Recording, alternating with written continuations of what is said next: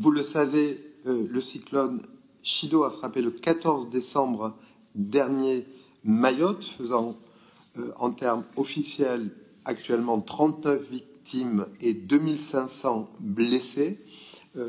Le décompte des victimes réelles est encore en cours vu la situation sur le département et engendrant des destructions massives dont nous continuons de mesurer l'ampleur. À la rentrée scolaire de janvier, repoussée à plusieurs reprises, au moins 45 écoles sont restées fermées car entièrement détruites par le cyclone.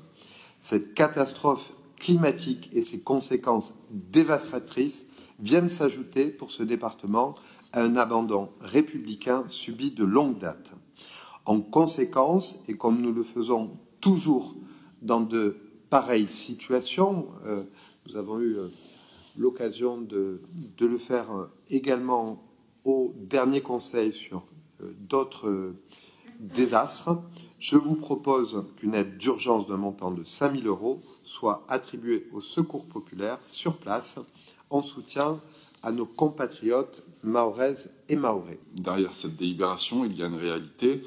Un territoire français est meurtri et une population est abandonnée à son sort après le passage du cyclone Chido. Comme le rappelait la délibération, il s'agit là d'un devoir de solidarité nationale qui transcende les divergences d'opinion. Les faits et les chiffres sont durs et têtus. Le bilan humain, sanitaire et économique est insupportable. 40 morts, 40 disparus, mais aussi 1200 blessés selon les derniers rapports de la Croix-Rouge. 15 000 personnes ont été déplacées, dont la moitié sont des enfants, contraints à dormir dans des centres d'hébergement de fortune ou à la rue. 80% des habitats précaires ont été détruits et des familles entières survivent aujourd'hui sous des bâches sans accès à l'eau potable. 3 centres de santé sur 4 sont endommagés, les médicaments manquent et les épidémies de choléra et de dengue guettent la population mahoraise. 12 écoles ont été rasées, 30 autres fermées pour insécurité et toute une génération d'élèves risque d'être sacrifiée. 95% des réseaux électriques sont hors service, pas de lumière, pas de réfrigérateur, pas de communication. Et les dégâts sont aujourd'hui estimés à plus de 200 millions € par la préfecture. Une facture colossale pour un département déjà sinistré par la pauvreté. Face à cette détresse, le Secours populaire français agit avec pragmatisme et les 5 000 € proposés ne sont pas un choix budgétaire.